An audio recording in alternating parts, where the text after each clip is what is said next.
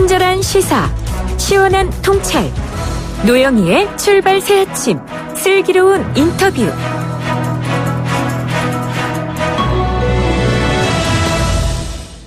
미성년자인 친딸을 7년간 상습적으로 성폭행해온 인면수심의 아버지, 초등학생 1명을 상습적으로 성폭행했던 중고생 11명과 성인 남성 2명, 미성년자 의붓딸을 성추행한 것도 모자라서 본인의 범행을 숨기고자 살인까지 저지른 의붓아버지, 모두 최근에 벌어졌던 아동 청소년 성범죄 사건입니다. 어른들이 보호해야 될 아이들을 상대로 왜 이런 종류의 강력범죄 이런 것들이 끊이지 않고 발생하는지 오늘 전문가와 함께 자세한 이야기 나눠보고 싶습니다. 소아청소년 정신과 전문의 오은영 박사 전화 연결돼 있습니다. 박사님 안녕하십니까? 네, 안녕하세요. 얘기를 시작하면서 사실은 상당히 우울하고 막 속에서 울분이 치밀어 오릅니다. 최근 언론 보도에서 아동 청소년을 대상으로 한 성범죄 이야기가 정말 끊이지 않고 나오는데요. 실제로 현실에서 어느 정도나 심각한 수준입니까? 네, 사실은 빈도나 범죄의 양상도 물론 우리가 잘 살펴봐야 되는데요. 네. 더 중요한 거는요. 이게 단 한 건이라도 사안 자체가 굉장히 심각하다는 거죠. 절대로 인간이 해서는 안 되는 행동이잖아요. 네. 이게 우리가 아동을 대상으로 하는 그 성범죄를 늘 생각을 해볼 때 그 두 가지로 나눠서 봐야 되기는 합니다. 일단 대상이 아동을 대상으로 하는 성범죄는 일단은 절대로 하지 말아야 되는 아주 중대하고 심각한 범죄 행위에는 틀림이 없는데요. 네. 그중에서도 자녀를 대상으로 하는 성범죄는 이걸 학대라고 합니다. 그리고 자녀가 아닌 어린아이들을 대상으로 하는 성범죄 이렇게 좀 나눠서 생각을 해봐야 될 것 같습니다. 근데 최근의 조사에 의하면요. 어쨌든 아동을 대상으로 하는 미성년자를 대상으로 하는 성추행, 성폭행, 성매수, 아동 성학대, 유사강간 이런 것들이 빈도가 굉장히 늘고 있고요. 또 그 경로가 굉장히 다양하다는 거죠. 요즘에 우리가 접근할 수 있는 이제 그 미디어, 매체나 이런 것들이 굉장히 다양해졌기 때문에 뭐 여러 가지 몰래 카메라 같은 뭐 카메라부터 시작해서 SNS, 메신저, 스마트폰 앱 같은 걸 통해서요. 이런 디지털을 통한 우리가 이제 시대가 바뀌는 것만큼 아이들에게 이제 성범죄를 하는 유형과 경로가 굉장히 다양해져서 네. 굉장히 경각심을 가져야 될 거라고 생각을 합니다. 단 한 건이라도 사안 자체가 매우 심각하고 아동 대상 범죄가 빈도도 높고 경로도 다양해서 참 큰일이다 이런 얘기 하시고 계시는데 자신의 친딸을 무려 7년 동안 상습적으로 성폭행하고 강제추행한 인면수심 아버지 얘기가 들어보니까 이 아이가 태어나서부터 12살이 될 때까지는 조부모랑 살다가 갑자기 아버지랑 살게 되었고 이러면서 이제 이 사건이 시작이 된 것 같아요. 근데 아버지란 사람이 딸한테 했다는 말이 피해 사실을 조부모에게 떠벌리는 순간 할아버지, 할머니, 아빠 셋 다 그냥 말대로 자살해야 될 거다. 이런 얘기를 했다는 겁니다. 12살짜리 아이에게 그런 말 했으면 얼마나 끔찍했을까요, 아이가?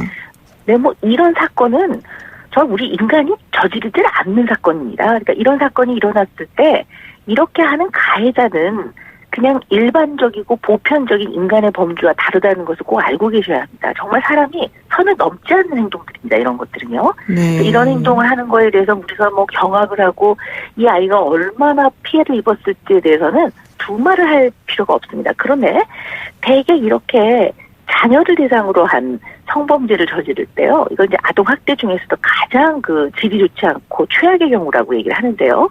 이럴 때 가해자들은 그 책임을 대개는 피해자 아동에게 전가를 합니다. 가해자가요? 너가 이것을 발설했을 때 우리 가족은 다 끝장이다라든가. 네. 그러면 사실은 책임의 원인이 모든 범죄의 원인이 자기한테 있음에도 불구하고 그것을 오히려 보호해야 되는 피해자 아동에게 책임을 전가할 뿐만 아니라 그럼 이 피해자 아이는 얼마나 두렵고 자기로 인해서 가족이 와해가 될까봐 내지는 자기로 인해서 다른 가족이 상처를 입을까봐 하는 그러한 죄책감까지 안고 살아야 되는 것뿐만 아니라 이 아이 같은 경우에는 할아버지 할머니가 겪을 마음의 고통을 미리 예상해서 그것까지 본인이 감당해야 되는 이러한 것까지 마음에 짐을 안기는 것은 정말 인간으로서는 절대로 할 수가 없는 거죠. 이 아이가 이런 것을 안고 어떻게 살아갈 수가 있겠습니까? 네. 게다가 이 아버지는 딸의 휴대폰도 훔쳐보고 이성 친구와 문자했다는 이유로 당구봉으로 폭행까지 했다는데 이런 식으로 7년 동안 폭력에 노출되었다는 것이 밝혀져서 그나마 다행이지만 문제는 그런 식으로 아이가 성장했다면 그 트라우마가 엄청나게 크게 남을 것 같은데요. 네, 요즘에 이제 트라우마라는 표현들을 많이 쓰시는데요. 네네. 트라우마가 아닌 것도 이제 마음의 충격이 크면 뭐 트라우마 이런 표현을 쓰시지만 정확하게 정말 이런 것들이 트라우마입니다. 트라우마는 평생 동안 그 이후에 자기의 삶과 모든 그 일상생활과 기능 발휘에 영향을 주는 아주 그 극도로 부정적인 그런 사건을 경험하게 되는 건데요. 이 아버지는 아버지라고 불러지는 것조차도 참 입에 올리기가 싫습니다만 이미 부모이기를 진작에 포기를 한 거죠. 이 아버지는 딸을 그냥 하나의 여자인 대상으로 본 것이고 이 딸의 욕망과 또 성적 충동의 대상으로 본 거죠. 그리고 이 아이의 삶에 대해서 기본적인 자기 주도권이라든가 자기 의사결정권이라든가 기본적인 자기의 신체를 보호하는 기능마저도 부모라는 이유로 모든 것을 빼앗아서 자기의 욕정과 충동과 욕구에 의해서 아이를 철저하게 통제했다고 보는 거죠. 이런 것들을 이제 그루밍 범죄라고 얘기를 하는데요. 더욱이 이런 것들은 부모로부터 보호받고 사랑받고 위로와 지지를 받아야 되는 아이 입장에서는 평생 동안 씻지 못할 어떤 그런 충격으로 남게 될 것 같아서 이 아이는 다른 것보다 치료가 아주 시급하게 필요할 것이라고 생각이 됩니다. 네, 지금 말씀하신 내용 중에 그루밍 성범죄 얘기 나오셨는데 이게 바로 또 중요한 이슈로 연결되는 게 바로 성매매와 관련된 부분 아니겠습니까? 뭐 최근에는 네. 메신저, SNS, 스마트폰 앱 등 이런 온라인을 통해서 그루밍 성범죄에 노출되고 성매매에 유입되는 경로가 많이 있다라고 하는데 아이들이 네네. 이런 것들을 신고하거나 주변에 알리거나 이렇게 하지 못하는 이유가 뭡니까?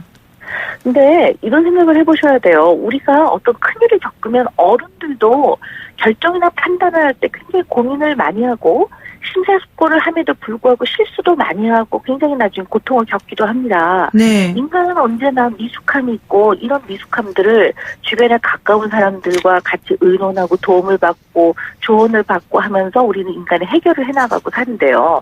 대부분의 성매수를 하는 청소년들은 그 퍼센트에 있어서요. 생계를 유지하기 위해서 하는 경우가 굉장히 많습니다. 아이들이 부모로부터 또는 어른으로부터 보호를 받지 못하고 가출을 하게 되면 이 아이들도 먹고 살아야 되잖아요. 네. 그럴 때 성매매의 그 길로 빠지게 되는 경우가 아주 많거든요. 그래서 가슴이 아픈 거죠. 어떤 그런 행위나 이런 그 결과를 보고 다들 혀를 차고 세상에 이런 일이 말세가 왔어.